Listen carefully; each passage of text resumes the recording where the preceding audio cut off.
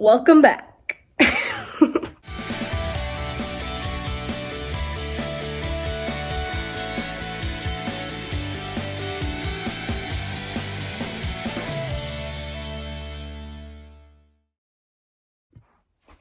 It has been 4 weeks since I posted a video.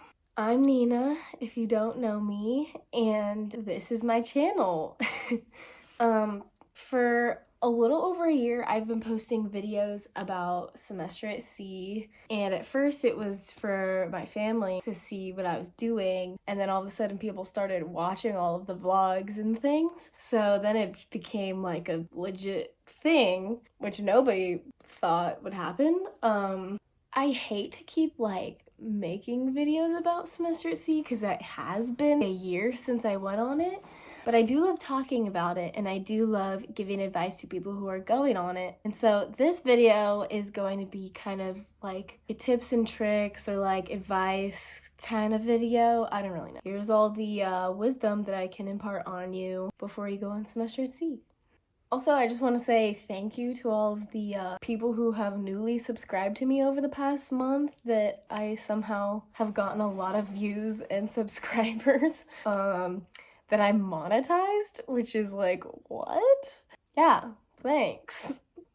Okay, so I have a list of tips and just random things that I wrote down over the past 6 months, so I'm just gonna go through it. Okay, so the first thing I want to say is don't book any of your flights on the first day you get into port. Unless you absolutely have to, and if you do, make it late at night, because things happen when you live on a giant ship on the ocean, and the ocean is very unpredictable, and I think we were delayed getting into port 3 different times. A ton of people got screwed over because they booked their tours, flights on the very first day right when we got off the ship. In South Africa, we were 8 hours late getting in, and so they had to redo a bunch of flights for that, and it's hard to redo flights when you live on a ship that has very limited Wi-Fi service. I mean, they might have increased it over the year, but when I was on it, it was pretty difficult. Then when we got into China, we were delayed by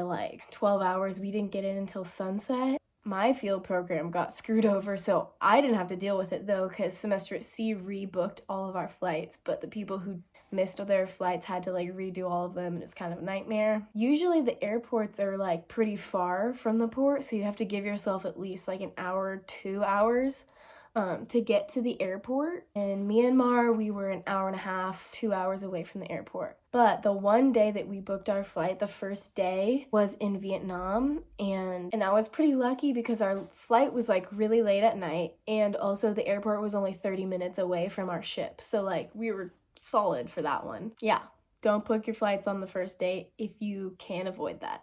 Second thing is that when you're preparing for a semester at sea, you really don't need to print out all the stuff that they tell you to, and so I just had a ton of paper that I didn't need to have. You don't need to print your class schedule, the itinerary, they have that printed for you when you get into your cabin on your bed. I printed all the field program descriptions I had. Don't do that. Literally the only thing you need to print is the time you're embarking and how to embark and the directions to get to the ship when you get there. I think I have all this stuff in my drawer. I have all of my stuff in my bedside drawer still. My vaccinations, which, okay, that's important. You need that's in my packing video, that you need to have that with you, but all this extra stuff embarkation manual thing, no, you don't need this. You don't need this passage ticket thing. I mean, you can print it just in case, but I didn't need it at all. And I have photocopies of everything in here. Letter thing. I literally was so scared. I get to the German airport, customs, and I'm ready to give them my letter of passage or whatever. And the guy just looks at me, stamps my passport, and I walked away. So there was no questions asked. So don't print anything that's unnecessary, because it wastes paper, and it's you need all the space you can get in your backpack, suitcase, folders, whatever. Sorry, I'm looking down because I have my notes. Here's another thing I brought that I didn't need, which was I brought 3 bottles of bug spray, and I barely used one of them because I didn't like the smell of it. I feel like some people are just more prone to mosquito bites because in Mauritius, I didn't wear bug spray, I didn't want to, but my friend Shelby got like a ton of mosquito bites all over her legs, and we went to the same like area. I would say get one at the most. You don't need a lot. Like, I was being too prepared, so you want to save your space and your money. Things I wish I would have brought. I wish I would have brought more hot chocolate. I don't drink coffee or tea, so in the morning I was just like, But like, I did pick up hot chocolate in South Africa, so you can pick it up in different countries, but I wish I would have brought like the packets from home.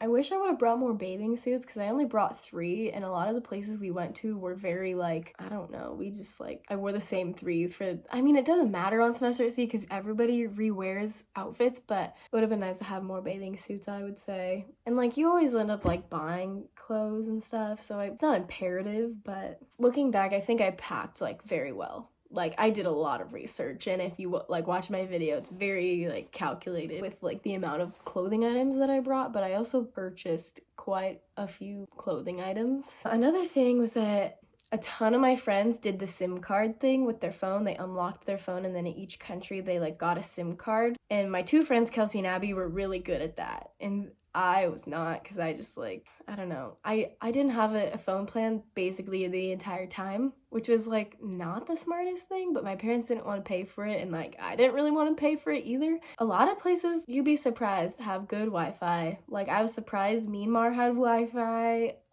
In Japan, there's 7-Elevens everywhere that have Wi-Fi, so even if I was like lost, I could like go to 7-Eleven, get that Wi-Fi, text, you know, my friends. Anyways, another thing that's fun to bring that a lot of people ended up doing while they were in country was disposable cameras. These are fun because you just take like a bunch of pictures and you can't develop them until you get back here. So my friend Shelby had like, well, also my friend Shelby lost her phone in China, so she like didn't have any way of taking pictures besides buying disposable cameras. She took a bunch of pictures, and they're all over her bedroom wall now that she went and got printed, and it's kind of like a nice like physical memento to have, so those are kind of fun. The best part is that you don't know how the picture's going to turn out until you get them printed, and I'll insert a few pictures so you can see how they turned out. Another thing that I was like very, very happy that I brought with me was the laundry detergent, just like a small travel size. I got a tiny like Tide, little travel Tide, and then I got one more concentrated one from Target or something.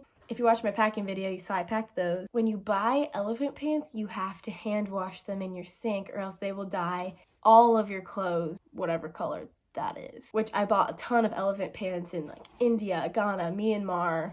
They bleed like crazy, so I wash them in my sink and my entire sink would be like the color of the pants. There's a drying line in the shower, which you watch the like cabin tour video, you'll see, but you can dry your clothes on that line, and if you like leave your door open for a couple hours, like it dries pretty quickly. Also, then you don't have to spend $6 every time you want to do your laundry, which I did pay a couple times to get my laundry done just because I had so much, but it was like, I think I did it a total of like 3 times. Next tip is to bring like a Hydro flask or a water bottle with you, because it's like one of the most important things to have with you on the ship, because you can fill it up at every meal time. And then on the 9th deck, well, when I was on the ship, there was like a water spigot thing. They had like a water fill-up station. So this is the one that I had on the ship, and it's not a Hydro flask. It was like $20 from Target, but it was like great. I have the handle. Yeah, and it's like pretty banged up, but it lasted me the whole 4 months, and I had it with me like 24/7 when I was walking around the ship. Okay, so here's another important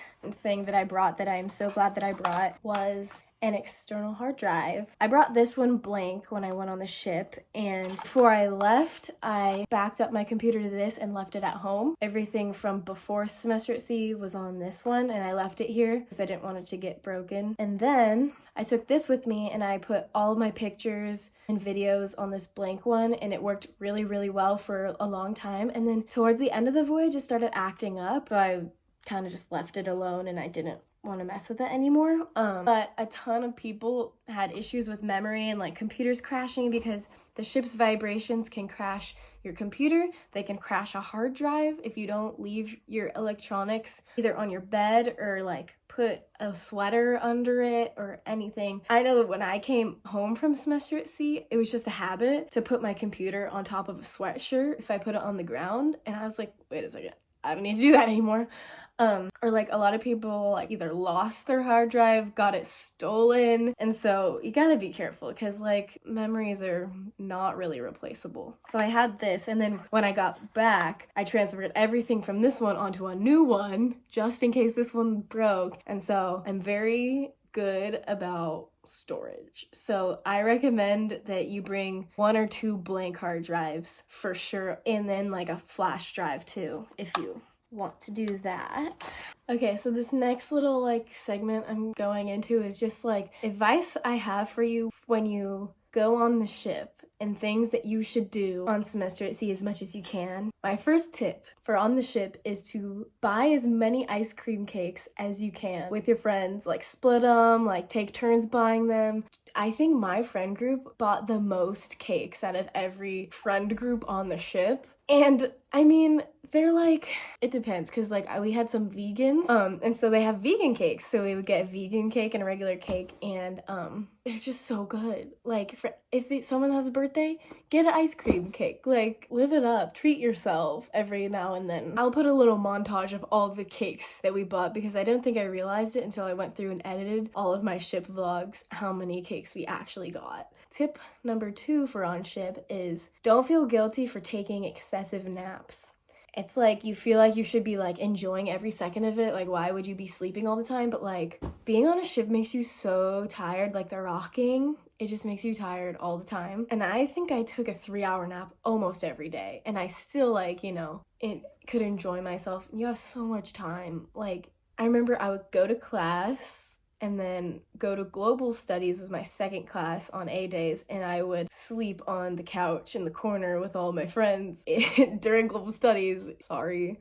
No, global education is very important. Global studies is a very important class. Teaches you all about where you're going and everything, but sometimes I get a little tired. The couches are just so comfortable. Yeah, so naps are good. You need them too. If you're traveling all the time, you need to take a nap.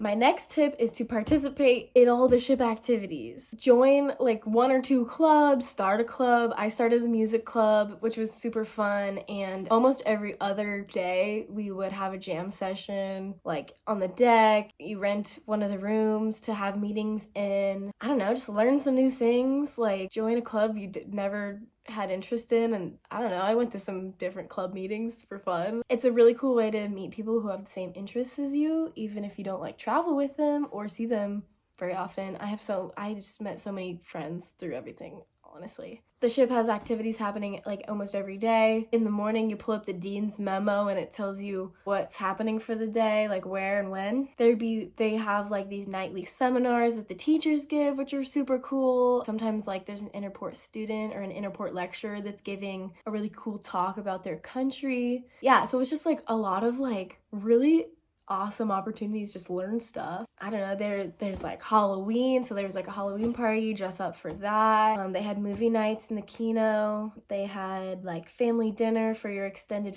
SAS families. They had a silent disco one of the last nights on the ship, and we went to that, and that was like super awesome. If you want to like see any of these, go check out the vlogs and the ship life. Participate in the Sea Olympics. Sea Olympics was such a fun day. I was in the Baltic Sea. I didn't really participate per se, but I was there cheering on every single person because I did not have any talents. I tried to do the trivia competition and we lost. It's like I was there for like tug of war. It's just like really fun to be on a team. I don't know. It was really fun. The more you put into it, the more you get out of it, I would say. Another thing is that our voyage had the Early Risers Club, which was you just wake up to see the sunrise as we're pulling into each port. And like, I think it's just a thing that everybody goes to do that, but like there are people that like They're like, I'm just gonna get a few extra hours. But honestly, watch the sunrise as many times as you can when you're pulling into port. It's like the coolest thing. Just wake up in time to see the ship pulling into port because it's like so awesome. And you can only see that a handful of times, you know? Also, see the sunset every dang night that you can, because I know that me and my friends would give anything to see it again. Go to all the stargazing nights, which they turn off all the lights on the front deck, and like one of our science teachers, Dr. Ben, would tell us about the constellations and stuff like that. So those are really awesome, and it's like you're in the middle of the Pacific Ocean and you get to see the stars, like really awesome. Every once in a while, splurge on some fries or like grilled cheese from Lido Grill. I know towards the end of the voyage I was getting kind of tired of pasta every night, so me and my friend Emmy would go get french fries. Kind of became like a nightly thing. Yeah, treat yourself. Malarone dreams are pretty trippy, and that would be referring to the malaria medication that you take if you're not taking doxycycline. Just be aware that that's a side effect. Honestly, a lot of people ended up just stop taking the malaria medication, which I don't recommend because you never know if you know, what could happen. But the chances of you getting malaria are very low. You will not get Japanese encephalitis, however. Like, I think they had all these recommended shots like typhoid, Japanese encephalitis. I mean, the yellow fever one was like required for me, but like unless you want to be super safe, I don't think you need those other ones. When you are in country, bargain with the vendors. This isn't to say like be disrespectful, because you have to like respect that like they're human. Yeah, you need to be respectful of them and what they're selling, but be firm, because they definitely will push you and they know how to like work the tourists. So my best advice would just be like go in with your price, and if it's too high for you, then it's too high for you. Sometimes you're like, hey, no, it's not in my price range, and you walk away, and then they're like, oh, okay, deal, and so then you're good. I would say enjoy your time on the ship, because as amazing as traveling to all these different countries is, because it is really amazing, the ship is what's gonna change you the most in terms of the people you meet. The people you meet will be in your lives forever. And we've had so many reunions since then. I've seen them probably like 4 times, and it's been a year, which is a lot since we live all over the country in the world. Our friend Will came to visit us from Hong Kong last month, and that was really awesome. Yeah, I don't really know what else I could say other than just to like be so excited if you're watching this and you're going on semester at sea. I know that I watched a ton of advice videos before I went, and it's an adventure once in a lifetime thing. And just remember that you are gonna meet some people who are gonna come into your life, and they're gonna change you, and you're gonna grow so much, and just be open to that. That is my last tip. Be open to the crazy, wonderful, spontaneous changes and growth that is gonna happen. It's hard to leave semester at sea and not be changed by the experience, I would say. Okay, I think that is it for this video. I've been talking for like 20 minutes, 25 minutes. Yeah, if you have any comments, I'm really trying to be better at answering all of them, because I know there's lots of questions. Yeah, and like just let me know if you want more semester at sea videos. I feel like it's like all I do. But I'm thinking about doing a video of like apps you need on your phone when you're traveling, especially if you don't have internet connection. I can do that video, so let me know if you want to see that. Yeah, and that is the end of this video. And I will hopefully see you sooner than 4 weeks.